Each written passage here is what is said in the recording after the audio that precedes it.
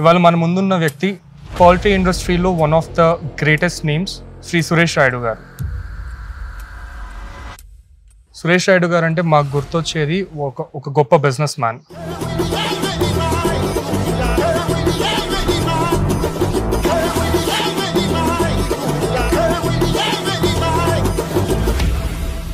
చిన్నప్పటి నుంచి మీరు మీ నాన్నగారు జగపతిరావు గారిని చూస్తూ పెరిగారు. సో మోడ్ ఆఫ్ వర్క్ ఎలా ఉండేది, ఆ స్టైల్ ఎలా ఉండేది సార్? ఆయన నాన్నగారు డాన్స్ తీసుకోకుండా ఆపరేట్ చేసే పర్సన్. నన్ను అడుగుతామో other side of the scale అన్నమాట. ఎంత బిజీగా ఉండే నాన్నగారితో మీకు చిన్నప్పుడు టైం స్పెండ్ చేసే ఏదో ఛాన్సెస్ దొరికాయా సార్? చిన్నప్పుడు ఫార్ములా వాజ్ వెరీ సింపుల్. ఆయన కనిపించకపోతే I'm happy, I will be happy. అదేంటి సార్? అంతే.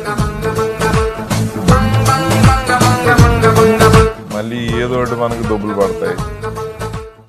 ఇండియా ఏది లేని పొజిషన్, ఇవాళ నెంబర్ 2 అయ్యాం వరల్డ్ లో ఇన్ ఎగ్ ప్రొడక్షన్. బట్ నాన్నగారు స్టార్ట్ చేసినప్పుడు we were not even in the top 90 countries. So ఆ పరిస్థితుల్లో ఆయన బిల్డ్ చేసి అది చేసి ఇవాళ లక్షల మందిని కోటీశ్వరులు తయారు చేశారు ఆయన. సో నేను రీసెర్చ్ చేయటం మొదలెట్టినప్పుడు సార్ 5,000 రూపీస్ తోటి మీ నాన్నగారు హైదరాబాద్ రావటం జరిగింది. అక్కడి నుంచి ఇంత పెద్ద ఎంపైర్ ఆయన క్రియేట్ చేయగలిగారు. సో మీరు అవి చూస్తూ చూస్తూ మీకు కూడా ఇంట్రెస్ట్ అందులోకి వెళ్ళిందా, లేదంటే what was the? Because I saw that happening in front of my eyes కదా.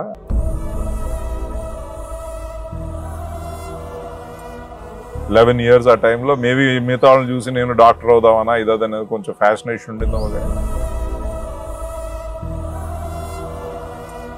సో కాలేజ్ విషయానికి వస్తే మీరు ఆర్వీ కాలేజ్ ఆఫ్ ఇంజనీరింగ్లో మీరు ఇంజనీరింగ్ పోతుంది. So what are the best moments of your college life?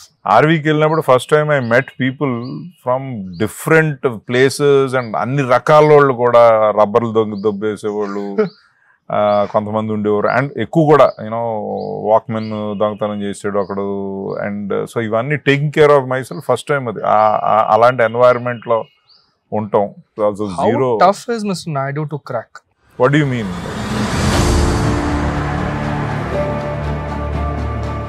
ఇక్కడే నేను I think I find little bit you know ఆయన దగ్గర నాకు ఏంటంటే ఐ థింక్ ఈ వరీస్ టూ మచ్. నీకు తెలవదేమో, రామోజీరావు గారు ఒకసారి న్యూస్ పేపర్ లాంచ్ చేశారు. I could see that admiration sir మీ మాట్లాడుతున్నప్పుడు. బట్ రీసెంట్గా జరిగిన రీసెంట్ డెవలప్మెంట్స్ అన్ని అకారణంగా ఆయన్ని 53 days సంథింగ్ ఆయన అరెస్ట్ చేసి జైల్లో పెట్టారు with no evidences, no proofs produce. ఆ మూమెంట్లో ఆయన రిమాండ్ ఇచ్చినప్పుడు what is your status of mind? ఎలా అనిపించింది? It was very bad. ఎందుకంటే